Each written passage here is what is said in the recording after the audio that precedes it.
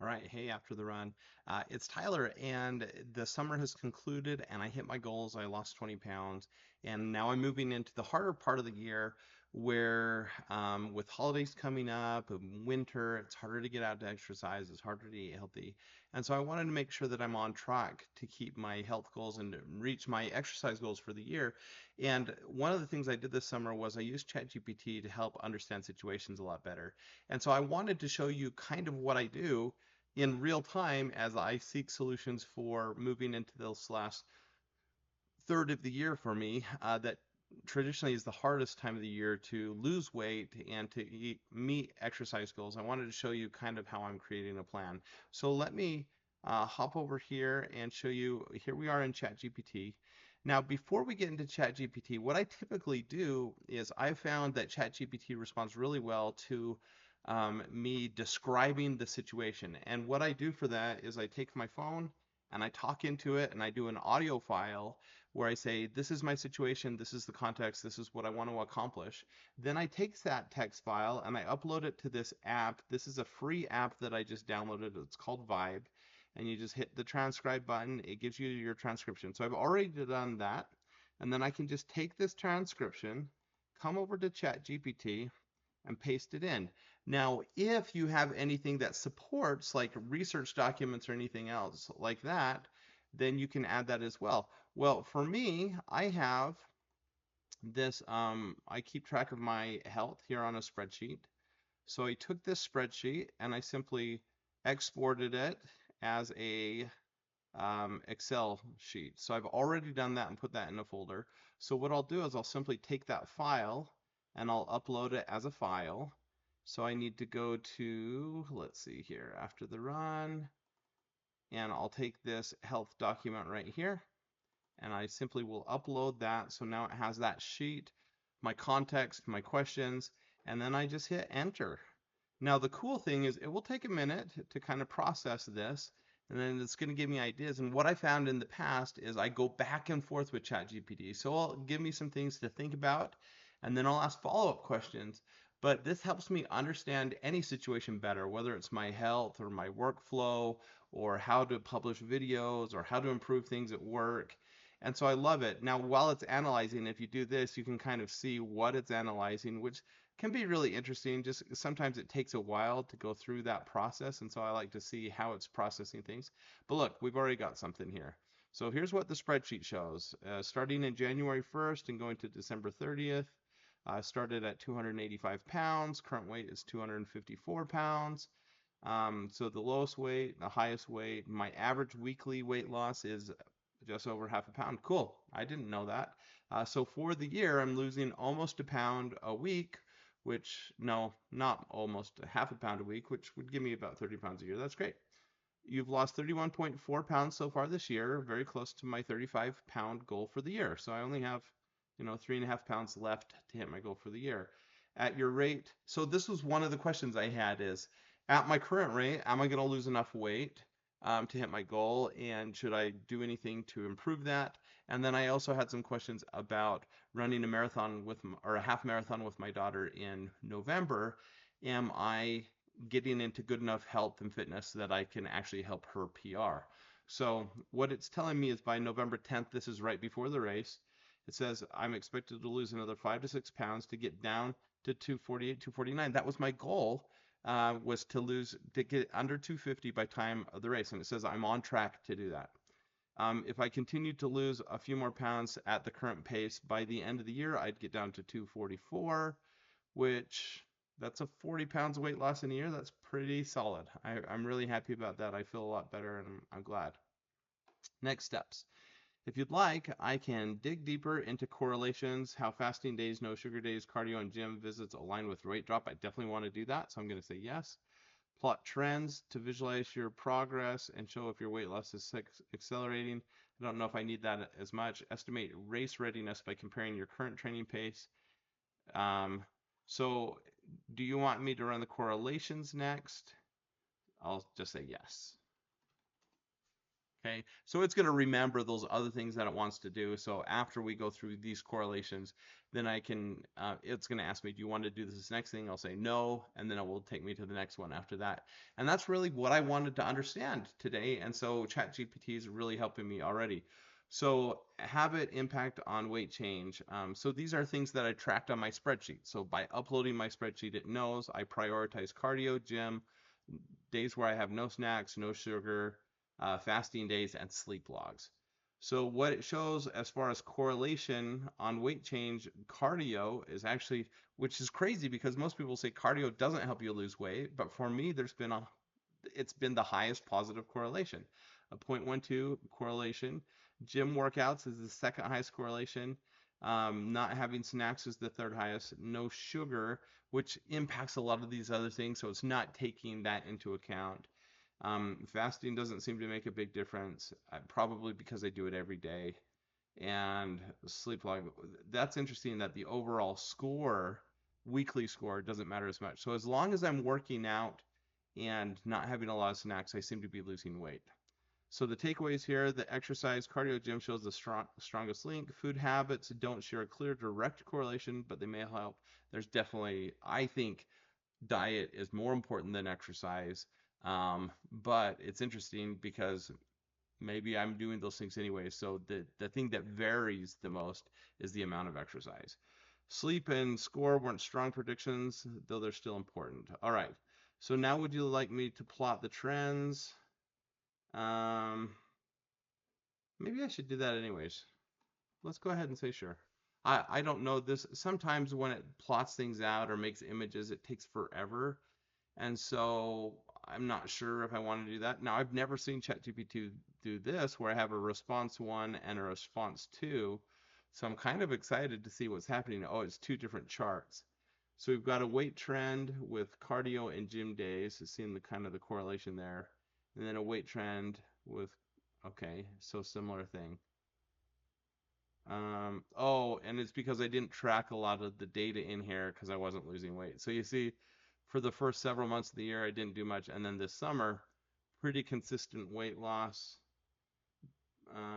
That's not very helpful. So let's go back up. What's the number three? Estimate.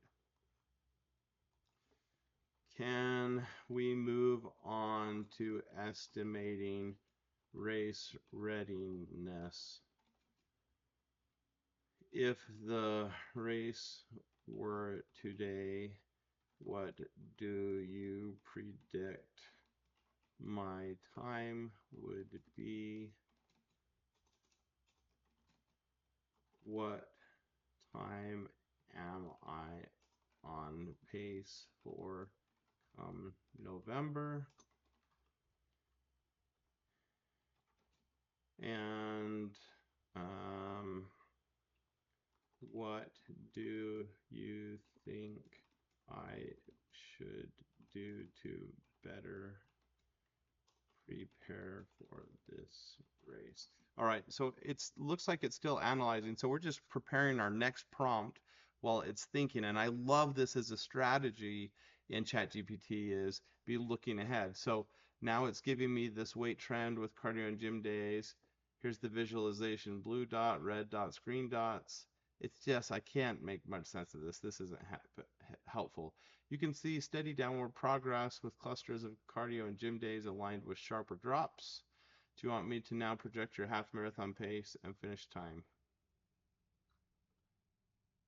So I want to come back here and say, yes, please project my half marathon pace and finish time as we move on to estimating. Okay, perfect. So now I can add those questions I'd already prepped. They're aligned with what it was already thinking anyways, so it shouldn't take a long time for it to come up with something. And let's see what it does. While it's doing that, let's see what else it was asking if I wanted. Oh, it was just this. Would you like me to create a weekly weight plus mileage chart? Not yet. Let's see what we've got. All right, so my average training pace is about 12 minutes per mile. My best pace is about a 9-minute mile. Longest run is just 8 miles. Projected half marathon results if I did it today, 2.5 hours, which seems about right. I think I could actually do it much quicker than that. By November, it's saying only a 3% improvement. It would be 2.5 hours. So it's way slower than what I'm wanting. Race strategy considerations. So I explained this in my audio file that the first 9 miles are downhill, and I usually go 1 to 2 minutes faster per mile on those. I've run this race several times. So it said I'm right in the range of 10 to 10:15 right now. That would put me at 1.5 hours for 9 miles, leaving 40 minutes for the last 4 miles. I think that's good. That's where I want to be. If you fade to an 11.5 to 12-minute pace, then I'd finish around 2:15, 2:20. That sounds more like it. So once it takes under consideration, this is why that audio is so important, is as I described the race and the factors and how I've performed in the past, then it took what it predicted was a 2:38, and now it says it actually could be a 2:15 based on those factors, which is encouraging. It's not quite as fast as I want to be, but close. So what to do to improve? Build your long runs. Extend the long runs gradually from 8 to 10 to 12 miles. So I need to do that. Usually my Saturday runs are only 5 or 6 miles. So if I did a few longer runs, that would be good. Downhill simulation, practice downhill. Oh, I should probably do that. I haven't even thought of that. Tempo runs, I do tempo runs occasionally. Add 1 run per week at goal pace. That's really fast, 8:20 to 8:25. I don't think I could do that right now, but I could do more tempo runs. I go help with the cross country team for my daughter at the middle school, and I usually run with the slowest kids to help them out, but maybe every once in a while I would do my individual workout faster, so I could do that. Even if it's short segments, and then continue to lose weight. If I stay on track and get down to 2:48, your lateral frame give you a speed advantage. All right, so here's the bottom line. Today you're on pace for a 2:15, 2:20 with a smart downhill. By November, with focus, you could realistically push to 2:05, 2:10. I really want to go sub 2. I think that's possible for me. I've gone under 2 at a heavier weight than I am now. So as long as I'm strategically training, which probably means I do need a few longer runs and a little bit more speed workouts. Would you like a specific 9-week training plan? Is it only 9 weeks until the race? It might be. I hadn't even thought about that. That usually you have like a 10, 12-week training plan, and so if I'm really in that window, then I need to start getting serious. I don't think my marathon's actually on November 10th, but so that means I probably have 10 weeks. Um, yeah, let's look at a 9-week training plan. I won't do workouts on Sundays, and you've seen what my normal weeks look like from my spreadsheet. I don't want to go too crazy, but become a little more intentional in my workouts and eating. All right, so let's see what it comes up with me for the next 9 weeks. I love when it can do this like right away. So structure 6 days per week, rest on Sunday, the 3 key runs each work, a long run, a tempo pace run, and that sounds reasonable. That's what most people do when they're training, right? 2 cross training days, gym or cardio, like what I have been doing, and then an optional recovery easy run. Okay, so it sounds like it's pretty consistent with what I have been doing. Gradually build up to 12 miles for your long run before a taper. So Monday, rest from running, light cardio. Fine, I'd normally do that. Tuesday's my tempo run day. That sounds reasonable. So right now at a 10, 10, 15 pace, I could probably do that. Wednesday, easy run 3 miles. Okay, sounds reasonable. Thursday, gym or cross train. So I'll probably do that and then still work out with my daughter. Friday. So actually, I'll do the pace intervals on Thursday, and then Friday I'll take off probably. So 4 by 1 miles. Oh, I have to. Those are the painful. I hate doing workouts like that, where it's like intervals. I hate intervals. But I probably should do it. Saturday long run sounds reasonable. So that's for the next 3 weeks. All right, I like that. All I have to do is switch Friday and Thursday, and I can maintain that. I'll probably take this and actually print it out. So let me look at that whole thing. Let's continue to look at it. Weeks 4. It still says, yeah, that. So it's really just speeding up a little bit and then getting my long runs to 10 or 11 miles, then continuing to increase my workout, my distances. All right, that's reasonable. And then the last week is our taper, easy 3 miles, a bit of a tempo run, but at this point it would be shorter, and then a lot of rest that last week. Keep up with the no sugar only meals. Avoid the winter weight gain. Long run fueling. Practice using gels and chews. No, thank you. That's gross. Sleep. I have been working really hard on my sleep. That's the thing I've pushed the most this summer. And then hydration. Aim for a half of body weight in ounces per day. I've been doing that. All right. So this is really reasonable. I can just take that. And if I want to just grab another document here, I can just grab a Word document. I'll just paste on what I have. That's 2 pages, so I can do a front back on that. I'll clean it up, print it out, and I'm ready to go. So I wanted to show you the whole process and how you could see kind of there's a back and forth there.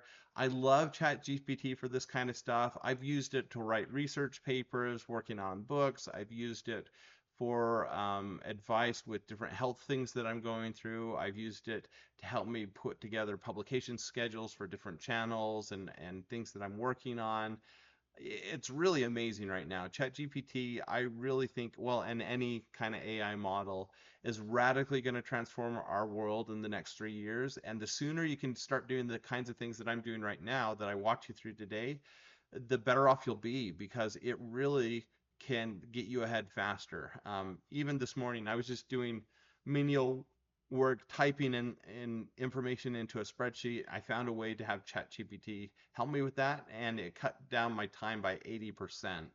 So now for every sheet that I type, instead of it taking an hour, it's taking me about 10 minutes, which is huge, right? And so if we can save more time, that gives us more time to work on our health, to work on our other goals. And for me, that's huge because I'm just juggling so many different things right now. So if I can clean that up a little bit and be more efficient with my time, it allows me to finish projects and then work on the things that matter most, relationships and my personal health and fitness. So there you go. I hope this was helpful. If you have any questions, you can drop it into the comment section. If you want to see other videos like this, I know I don't publish to this channel very often. I do have like 10 or 15 videos in the archives that I'll try to publish out over the next several months, but I say that and then I just never do it. So hopefully I get something to you. Have a great day. Bye.